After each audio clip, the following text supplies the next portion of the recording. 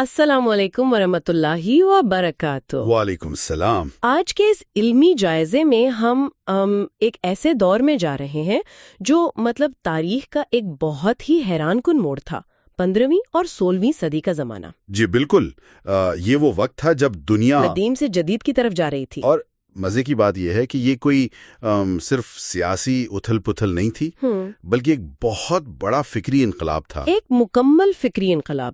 دیکھیں، تاریخ کا یہ وہ مرحلہ ہوتا ہے جو سب سے زیادہ نازک ہوتا ہے۔ ہاں، جب پرانی دنیا کے عقائد ٹوٹ رہے ہوں، بالکل عقائد ٹوٹ رہے ہوں اور نئی دنیا کی جو سائنس ہے وہ ابھی پوری طرح شکل نہ لے پائی ہو، تو ایک بہت بڑا فکری خلاف پیدا ہو جاتا ہے۔ صحیح۔ لوگ کنفیوژن کا شکار ہو جاتے ہیں کہ اب کائنات کو کس زاویے سے دیکھیں، اور اسی خلا کو پر کرنے کے لیے کسی عام ذہن کی نہیں بلکہ ایسے غیر معمولی ذہنوں کی ضرورت ہوتی ہے جو مختلف خانوں میں قید نہ ہوں، جو مذہب اور سائنس دونوں کو ایک ساتھ سمجھ سکیں۔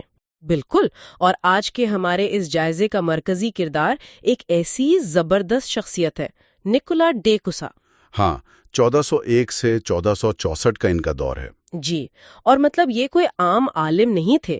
اگر میں انہیں ایک چلتا پھرتا انسائکلوپیڈیا کہوں تو یہ بالکل غلط نہیں ہوگا، مبالغہ نہیں ہوگا، بالکل۔ ایک ہی انسان، ایک ہی وقت میں ایک زبردست ریاضی دان بھی ہے، ایک گہرا فلسفی بھی ہے، قانون دان بھی، اور سب سے بڑھ کر ایک انتہائی روحانی اور صوفی مزاج رکھنے والے انسان۔ یہی تو یہ کثیر الجہتی سوچ ہی تو تھی نا جس کی اس دور کو سب سے زیادہ ضرورت تھی۔ ظاہر ہے، کیونکہ وہ قانون کی منطق، ریاضی کی درستگی اور تصوف کی جو روحانیت ہے، ان سب کو ملا کے ایک ایسا پل بنا رہے تھے جو پرانی اور نئی دنیا کو جوڑ سکے۔ لیکن دیکھیں، یہاں ایک بڑا بنیادی سا سوال ذہن میں آتا ہے۔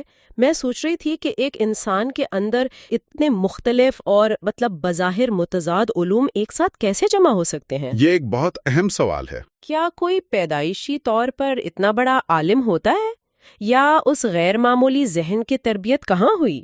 اس کا جواب ہمیں ان کی بالکل ابتدائی زندگی میں ملتا ہے۔ جرمنی کا ایک بہت ہی چھوٹا سا قصبہ ہے کیوسا، جہاں وہ پیدا ہوئے۔ اچھا۔ لیکن اصل چیز وہ ماحول ہے جس میں ان کی پرورش ہوئی۔ ان کی جو ابتدائی تربیت تھی نا، وہ ایک خاص روحانی گروہ کے زیر سایہ ہوئی تھی، جس کا نام شاید brothers of the common life تھا۔ جی ہاں، brothers of the common life. یہ نام سن کر ہی ایک بڑی سادگی اور اجتماعیت کا احساس ہوتا ہے۔ کیا یہ لوگ روایتی قسم کے پادری تھے؟ نہیں، روایتی بالکل نہیں تھے۔ ان کا بنیادی فلسفہ یہ تھا کہ محض کتابیں رٹ لینا یا صرف ظاہری علم حاصل کر لینا کافی نہیں ہے۔ تو پھر ان کا زور کس بات پر تھا؟ ان کا پورا زور باطنی اصلاح پر تھا، روحانی بالادگی پر۔ ان کے نزدیک علم کا اصل مقصد روح کو پاک کرنا تھا، اور نکولا نے لڑکپن میں ہی یہ بات سیکھ لی تھی کہ اگر علم عاجزی پیدا نہ کرے تو وہ علم نہیں ہے۔ بالکل، وہ محض معلومات کا ایک ڈھیر ہے۔ واہ، یہ تو ایک بہت ہی گہری اور صوفیانہ قسم کی بنیاد ہو گئی۔ لیکن اب یہاں کہانی میں ایک زبردست موڑ آتا ہے جس نے مجھے بہت حیران کیا۔ وہ کیا؟ ایک طرف تو ان کی یہ روحانی تربیت چل رہی ہے، اور دوسری طرف ہم دیکھتے ہیں کہ محض 15 سال کی عمر میں یہ لڑکا ہائیڈلبرگ یونیورسٹی میں داخلہ لے لیتا ہے۔ جی، 15 سال کی عمر میں۔ اور وہاں وہ پڑھ کیا رہا ہے؟ وہ نامیت نومنلزم جیسا انتہائی پیچیدہ اور خشک فلسفہ پڑھ رہا ہے۔ ہاں، یہ واقعی ایک بہت بڑا تضاد لگتا ہے۔ سوچئے، آج کے دور میں کوئی 15 سال کا ذہین طالب علم کالج جائے، لیکن جدید ٹیکنالوجی یا عام چیزوں کے بجائے وہ نامیت جیسے خشک فلسفے کو ہضم کر رہا ہو۔ یہ حیران کن ضرور ہے، لیکن ہائیڈلبرگ اس وقت فلسفے کا ایک بہت بڑا گڑھ تھا، اور وہاں کے جو اساتذہ تھے وہ اسی نامیت کے کٹر حامی تھے۔ اچھا، ذرا یہاں رکتے ہیں۔ یہ نامیت آخر ہے کیا؟ کیونکہ میں سمجھتی ہوں کہ جب تک ہم اس الجھن کو نہیں سمجھیں گے، ہمیں ان کی پوری جد و جہد سمجھ نہیں آئے گی۔ بالکل، اسے بہت سادہ الفاظ میں یوں سمجھیں کہ نامیت بنیادی طور پر یہ بحث تھی کہ کائنات میں عمومی سچائیوں کا، یونیورسل کانسیپٹس کا کوئی وجود نہیں ہے۔ تھوڑا اور آسان کریں اسے۔ مثال کے طور پر نامیت کے ماننے والے کہتے تھے کہ دنیا میں صرف الگ الگ انفرادی درخت موجود ہیں، لیکن جنگل نام کی کوئی اصل حقیقت نہیں ہے۔ اچھا، جنگل صرف ایک نام ہے جو ہم نے رکھ لیا ہے؟ جی، انہوں نے کہا کہ یہ صرف ایک لیبل ہے جو انسانوں نے اپنی سہولت کے لیے بنا لیا ہے۔ اسی طرح انفرادی انسان تو موجود ہیں، لیکن انسانیت کوئی حقیقی چیز نہیں ہے۔ اوہ، یعنی اگر کوئی عالمگیر سچائی ہے ہی نہیں تو پھر تو ہر چیز بکھر گئی، پھر تو کوئی عالمگیر مذہب یا سائنس بھی نہیں ہو سکتی۔ بالکل، یہی تو سب سے بڑا مسئلہ تھا۔ تو کیا ایک 15 سال کے بچے نے اپنے اتنے بڑے اساتذہ کے اس بکھرے ہوئے فلسفے کو چپ چاپ مان لیا تھا؟ نہیں، اور یہی نکولا کی سب سے بڑی طاقت تھی۔ ایک عام طالب علم ہوتا تو شاید روب میں آ کر مان لیتا، لیکن انہوں نے اس پر تنقیدی سوالات اٹھائے۔ یعنی اندھی تقلید نہیں کی۔ بالکل نہیں، ان کی اسی بچپن کی روحانی تربیت نے انہیں سکھایا تھا کہ اگر کائنات کو صرف الگ الگ ٹکڑوں میں دیکھا جائے تو وہ اکائی، وہ وحدت جو خالق کی طرف اشارہ کرتی ہے، وہ تو ختم ہو جائے گی۔ صحیح۔ اور ظاہر ہے جب انسان کے ذہن میں اتنے بڑے سوالات جنم لے لیں تو وہ ایک جگہ ٹک کر نہیں بیٹھ سکتا۔ وہ حقائق کی تلاش میں جرمنی سے نکلے اور اٹلی کی طرف چل پڑے۔ جی، یونیورسٹی آف پیڈوا۔ بالکل۔ اب پیڈوا کا انتخاب کیوں؟ کیونکہ جو ماخذ ہم دیکھ رہے ہیں وہ بتاتا ہے کہ یہ وہ دور تھا جب پیڈوا پوری دنیا میں ایوروازم یعنی ابن رشد کے فلسفے کا سب سے بڑا مرکز تھا۔ پیڈوا اس وقت علم کا ایک ابلتا ہوا چشمہ تھا۔ بالکل۔ لیکن ابن رشد کے فلسفے کی اس وقت جو تشریح ہو رہی تھی اس میں ایسا کیا تھا جس نے انہیں اپنی طرف کھینچا؟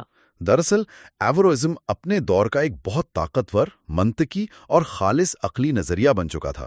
مطلب یہ ہر چیز کو عقل کے ترازو پر تولنے کا دعویٰ کرتا تھا۔ تو نکولا نے وہاں جا کر پھر قانون پڑھا، ریاضی پڑھی اور فلسفے کی مزید گہرائی میں اترے، لیکن وہاں بھی انہوں نے وہی کیا جو جرمنی میں کیا تھا، کسی بھی نظریے کو اندھا دھند قبول نہیں کیا۔ اور یہاں یہ بات بہت دلچسپ ہو جاتی ہے کہ اتنے بھاری بھرکم فلسفوں کے درمیان انہوں نے اپنی عملی زندگی کا آغاز بطور ایک وکیل کیا، ایک قانون دان کے طور پر۔ جی، قانون تو ایک ایسا پیشہ ہے جو دن رات حقائق اور دنیاوی منطق سے جڑا ہوتا ہے۔ مگر یہی وہ مقام ہے جہاں ان کی وہ بچپن کی تربیت، وہ brothers of the common life والا روحانی پس منظر دوبارہ جاگ اٹھتا ہے۔ یعنی قانون کی دنیا انہیں مطمئن نہیں کر پا رہی تھی؟ بالکل نہیں۔ وہ جو دنیاوی الجھنیں تھیں وہ ان کی روح کے لیے کافی نہیں تھیں۔ وہ کسی بہت گہری سچائی کی تلاش میں تھے۔ نتیجتاً ان کا دل دنیا سے اچاٹ ہو گیا اور وہ مذہب کی طرف آ گئے۔ لیکن مجھے یہاں تھوڑی سی الجھن ہو رہی ہے، ذرا اس سفر پہ غور کریں۔ وہ قانون چھوڑتے ہیں، پادری بنتے ہیں، پھر بشپ اور آخرکار کارڈینل کے عہدے تک پہنچ جاتے ہیں۔ جی، کیتھولک چرچ کا ایک بہت اعلیٰ عہدہ۔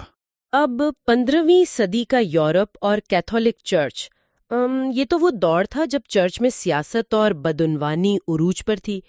کیا وہ واقعی ایک سچے عالم تھے یا وہ بھی طاقت کی اس دوڑ کا حصہ بن گئے تھے؟ دیکھیں، یہ شک پیدا ہونا بہت فطری ہے، لیکن تاریخی شواہد بتاتے ہیں کہ ان کا کیس بالکل مختلف تھا۔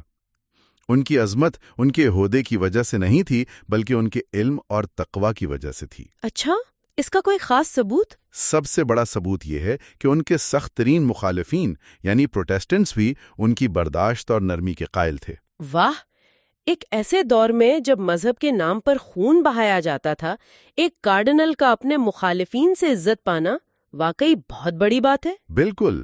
چلیں، یہ تو مان لیا کہ وہ ایک سچے مذہبی رہنما تھے، لیکن عام طور پر ہوتا یہ ہے کہ جب کوئی روحانیت کے اتنے اونچے مقام پر پہنچ جائے تو وہ صرف عبادات تک محدود ہو جاتا ہے۔ روایتی طور پر ایسا ہی ہوتا ہے۔ مگر نکولا نے تو فلکیات اور ریاضی میں وہ حیران کن کارنامے انجام دیے جو صدیوں آگے کی سوچ تھی۔ انہوں نے کیلنڈر کی اصلاح کے ماڈلز پیش کیے، ستاروں کی گردش پر کام کیا۔ یہ کوئی دغلا پن نہیں تھا؟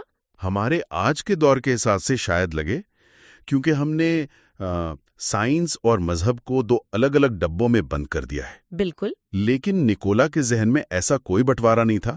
ان کے نزدیک سائنس کا مطالعہ دراصل خدا کو جاننے ہی کا ایک اور طریقہ تھا، یعنی خالق کی کاریگری کو سمجھنا۔ بالکل۔ جب وہ ریاضی حل کر رہے ہوتے تھے تو وہ دراصل اس حیرت انگیز نظام کو سمجھ رہے ہوتے تھے۔ یہیں سے وہ زبردست سائنسی پیش رفت جنم لیتی ہے۔ اگر ہم منطقی طور پر سوچیں کہ ان کا فکری سفر کوپرنکس تک کیسے پہنچا تو کڑیاں بڑی خوبصورتی سے ملتی ہیں۔ جی، ذرا بتائیے کیسے؟ اگر نکولا یہ مانتے ہیں کہ خدا لامحدود ہے تو ظاہر ہے اس کی بنائی ہوئی کائنات بھی لامحدود ہونی چاہیے، اور اگر کائنات لامحدود ہے تو اس کا کوئی ایک مقررہ مرکز تو ہو ہی نہیں سکتا۔ بالکل.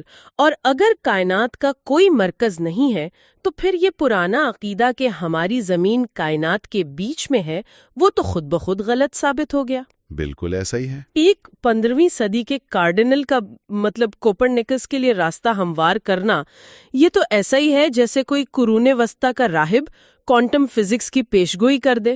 مسکراہٹ کی بات ہے لیکن واقعی ایسا ہی ہے، اور یہی وہ مقام ہے جہاں ان کا تمام علم آپس میں جڑ کر ایک مکمل شکل اختیار کرتا ہے، جس کا نچوڑ 1440 میں ان کی عظیم کتاب کی صورت میں آتا ہے.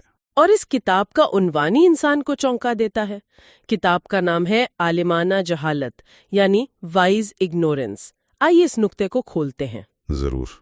یہ نام سن کر ہی حیرت ہوتی ہے، یہ تو دو بالکل الٹے الفاظ کا ملاپ ہے. کوئی عالم جس نے دنیا بھر کے علوم چھان مارے ہوں وہ اپنی جہالت پر کیسے فخر کر سکتا ہے؟ اور جہالت عالمانہ کیسے ہو سکتی ہے؟ اس کو ایک چھوٹی سی مثال سے سمجھتے ہیں. فرض کریں انسان کا علم ایک الاؤ کی طرح ہے جو ایک بہت بڑے اندھیرے جنگل میں جل رہا ہے. ٹھیک ہے. جیسے جیسے آپ اس میں لکڑیاں ڈالتے ہیں یعنی مزید علم حاصل کرتے ہیں، روشنی کا دائرہ بڑا ہوتا ہے. لیکن ذرا غور کریں، جیسے روشنی کا دائرہ بڑا ہوتا ہے اس کے گرد کی سرحد بھی بڑی ہو جاتی ہے جو اندھیرے کو چھو رہی ہوتی ہے. بالکل. یعنی جتنا زیادہ آپ جانتے ہیں آپ کو اتنا ہی زیادہ یہ احساس ہوتا ہے کہ ابھی کتنا کچھ ایسا ہے جو آپ نہیں جانتے. واو، کیا خوبصورت بات ہے. نکولا یہی سمجھانا چاہ رہے تھے کہ اصل علم معلومات کا انبار نہیں ہے. حقیقی علم یہ ہے کہ انسان یہ مان لے کہ وہ اس لامحدود کائنات کی مکمل حقیقت کو کبھی نہیں جان سکتا. یعنی جب انسان اپنی محدودیت کو پہچان لیتا ہے تبھی وہ حقیقی علم کے قریب پہنچتا ہے. جی، اور یہی اعتراف محدودیت دراصل عالمانہ جہالت ہے. اس کا سیدھا سا مطلب ہے کہ جب ہم یہ مان لیتے ہیں کہ ہمارا علم محدود ہے تو ہماری ساری علمی اکڑ ٹوٹ جاتی ہے، ہم عاجزی کے مقام پر آ جاتے ہیں. بالکل. اور ماخذ بتاتا ہے کہ یہ کتاب محض فلسفے کی کتاب نہیں تھی، یہ ایک باقاعدہ روحانی سفر تھا جس کے 3 حصے تھے. پہلا حصہ خدا کی حقیقت پر، دوسرا کائنات اور انسان پر، اور تیسرا انسان کی خدا کی طرف واپسی پر. جی، لیکن یاد رکھیں عالمانہ جہالت جیسا تصور پیش کرنے کے لیے نکولا کو ایک بہت ٹھوس فکری بنیاد چاہیے تھی. انہیں اپنے دور کے مروجہ فلسفوں سے ٹکرانا تھا. تو پھر انہوں نے کس کا سہارا لیا؟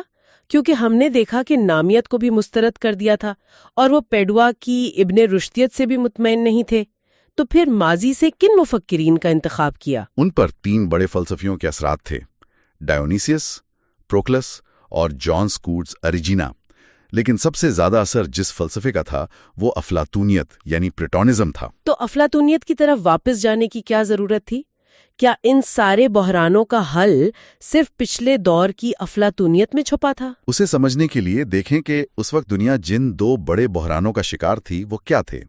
پہلا مسئلہ تو وہی نامیت کا تھا جس نے کائنات کی اکائی سے انکار کر کے سوچ کو ٹکڑوں میں بانٹ دیا تھا.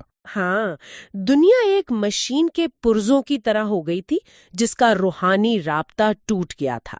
اور دوسرا بحران وہ پیڈروا والا ایورووزم تھا. جی ہاں، ارسطو کی تعلیمات کو ایورووزم کے ذریعے بہت ہی خشک منطقی انداز میں پیش کیا جا رہا تھا. منطق کو اس حد تک خدا بنا لیا گیا تھا کہ الحاد یعنی ایتھیزم کی جھلک آنے لگی تھی. یعنی ایک طرف وہ فلسفہ جس نے چیزوں کو ٹکڑوں میں بانٹا اور دوسری طرف وہ منطق جس نے روح کو نکال باہر. تو نکولا نے ان دونوں انتہاؤں کے درمیان افلاطونیت کا پل کیسے بنایا؟ نکولا کا حتمی حل یہ تھا کہ کائنات کی حتمی حقیقت کو سمجھنے کے لیے صرف منطقی بحثیں یا محض فلسفہ ہرگز کافی نہیں ہیں. اگر حقیقت تک پہنچنا ہے تو اسے روحانی اور عقلی دونوں زاویوں سے ایک ساتھ دیکھنا ہوگا. اور اس توازن کے لیے افلاطونیت بہترین راستہ تھی؟ بالکل.